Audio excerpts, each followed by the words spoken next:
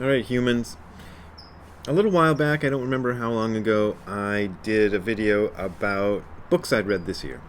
And I think I left out one. Well, I didn't go back and watch the video to make sure, but in my memory I left out one. And that is The Zen Teaching of Huang Po. And I decided to talk about it because it sort of goes along with what I was talking about in the last two videos about no mind and all that. This book was brought in, by Eric, who does talks at the Angel City Zen Center, aczc.org. We have things every Monday, every Wednesday, every Thursday, that's tonight, and every Saturday on the Zoom that you can join. And Eric brought in this book, I don't remember, probably before we even started doing the things on Zoom. And he read some stuff out of it, and I was like, oh, that's really good. I'd seen this book around, but I'd never read it. It's been, it's been around for a long time. Copyright 1958. So it's one of the early books about Zen Buddhism that came out in English around the time that D.T. Suzuki and Alan Watts and people like that were active. And I tended to have a bit of a prejudice against books from that era, because some of them are good and some of them aren't that good, and I just never read it. And besides, I was kind of a Dogen fanatic, as you can probably guess, and I was really, really into studying the teachings of Dogen and not so much into studying the teachings of these other different masters of the past.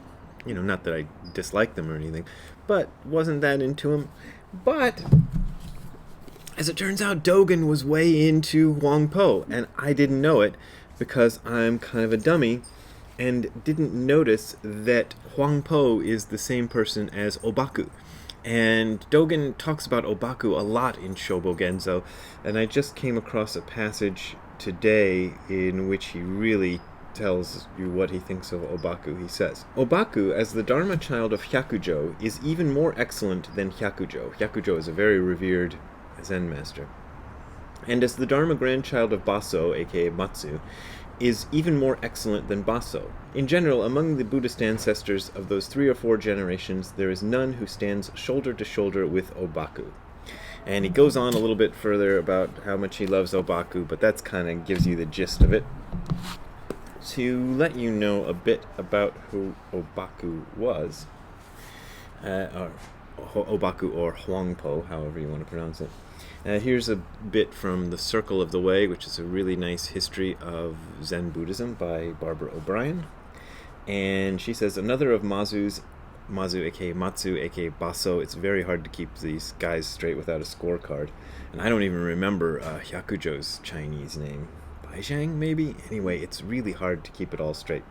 Another of Mazu's important lineage successors was Huang Bo. She gives it Huang Bo instead of Huang Po, Jiun, who died in 850.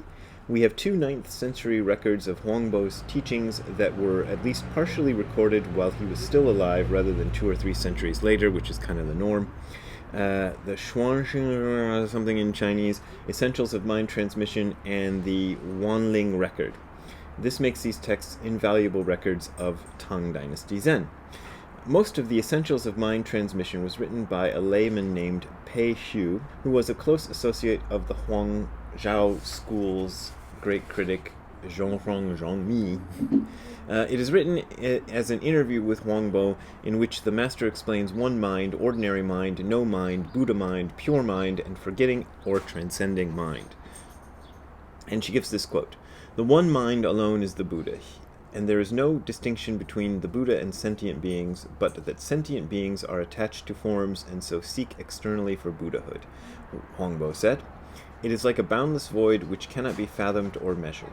This one mind, that's the end of the quote, and then this is Barbara O'Brien saying, this one mind is without beginning or end, without form or appearance, and, quote, transcends all limits, measures, names, traces, and comparisons. So here's the first part in which in this book the author gets into Huang Po's actual teachings, and there's a long introduction which is really nice, really well written, and kind of tells you a lot of the history of the document and so forth and so on. This is the Chun Chao record of the Zen master Huang Po. And it says Tuan Chi. I'm not sure if that's an alternate name. All these guys have like multiple names, so it's very hard to keep track of, like I just said. The master said to me, so this is the layman who is writing the story, all the Buddhas and all sentient beings are nothing but the one mind, beside which nothing exists. This mind, which is without beginning, is unborn and indestructible. It is not green nor yellow, and has neither form nor appearance. It does not belong to the categories of things which exist or do not exist, nor can it be thought of in terms of new or old. It is neither long nor short, big nor small, for it transcends all limits, measures, names, traces, and comparisons. It is that which you see before you. Begin to reason about it, and you at once fall into error. It is like the boundless void which cannot be fathomed or measured. The one mind alone is the Buddha, and there is no distinction between the Buddha and sentient beings, but that sentient beings are attached to forms and seek externally for Buddhahood, which we just saw quoted by Barbara O'Brien. By their very seeking they lose it, for that is using the Buddha to seek for the Buddha, and using mind to grasp mind. Even though they do their utmost for a full eon, they will not be able to attain it. They do not know that if they put a stop to conceptual thought and forget their anxiety, the Buddha will appear before them, for this mind is the Buddha, and the Buddha is all living beings. It is not the less for being manifested in ordinary beings, nor is it greater for being manifested in the Buddhas. Now, you might be getting confused, because I just said all, and Ziggy's getting confused because he's barking at everybody here. Because I've just been talking about no mind, and here is a guy talking about how everything is mind. But this is how Buddhism proceeds. Sometimes you have to phrase it one way using the words that you have at your disposal, and sometimes you have to phrase it another way using the words that you have at your disposal. So, from one point of view, everything is the one mind, and from another point of view, there is no mind. So, when Huineng says there is no mind, among the many things he is trying to say is that what you think of as mind is not mind. Everything that you think of as whatever you think of it is not it. No words can ever encompass what you want to actually say, as must be apparent by now with the way I'm stumbling over my words.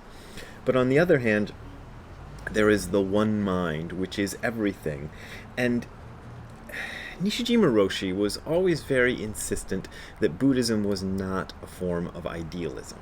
So when people hear that one mind talk, it sounds like idealism. It sounds like everything is just the one mind, and that maybe the best thing to do with life is to escape into the one mind and kind of be there in the one mind and forget about external reality.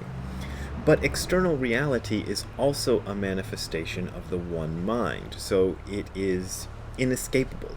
Even when you shut your eyes, you are still seeing darkness. I don't know why that came to mind when I thought of that, but that I think somehow expresses what I want to say, even though it doesn't, and it's weird. So one of the things I think about the Zen teaching of Huang Po is, after reading it over, I think I read it mostly in the summer this year, I felt like he's saying a lot of the same things that Dogen says, but at least in this translation by John Blofeld, they come across a lot more straightforwardly to me. A lot of times when I read Dogen, it's, I think, very deep and very enlightened, but it is also obtuse, I think is the word I want to use. Although I'm not used to using big words like obtuse. Actually, it's only still 2 syllables, so how big is it? But it's one of those weird, funny words. But he's difficult to penetrate because he makes a lot of literary allusions, and you have to kind of go look those up and try to figure out what the hell he's talking about. And he just has this kind of flowery way of speaking, which, as I've mentioned a couple of times on this video channel, he apologizes for in one section of, I think it's Shobo Genzo, or one of his written works. He sort of apologizes for being so flowery. And that's kind of his problem, because he was so highly educated, I think, that he just, things just came out that way. Huang Po doesn't seem like that. He doesn't make a lot of literary allusions, or at least this translation doesn't contain them. And so you get a kind of a straightforward idea of of what he's talking about. And it's although it's Zen and it's still difficult, it's still easier than Dogen, I think, sometimes. Also, one thing interesting about Huang Po is that he was supposedly a huge guy, like a big Frankenstein monster sort of guy with a giant lump in his forehead. They never explain why he's got that lump in his forehead, or at least I've never seen any. So it kind of is interesting because you generally picture Zen masters as being these sort of skinny Yoda-looking fellows with a little wispy white hair hanging from their chin and all that. You don't picture a big Frankenstein-looking guy with a knot on his forehead. So, but that was Huang Po.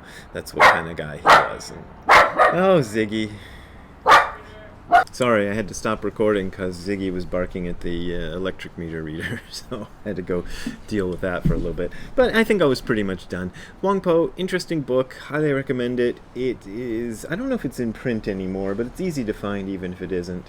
It's been kind of steadily in print since 1958 apparently, so even if it's not in print right now, there's still plenty of copies around to find used and whatnot. So highly entertaining and recommend it. If you want to contribute to me buying more old books, which I just did, I just bought 2 other translations of Huang Po that I found so that I could study it a little bit more deeply. You can send money to the address you're seeing below. Actually, that will lead you to the a link to my Patreon and PayPal accounts, which are my only way of making a living right now. Really, as far as substantial sources of income, that's it. That's all I got. And I really thank you for contributing. But if you're having financial trouble, do not donate to me. That would be stupid. I'm hanging in there. It's going okay, but it's going okay because people do still keep contributing, and I thank you very much for that. Have a good time all the time. See you later with more of No Mind. Bye.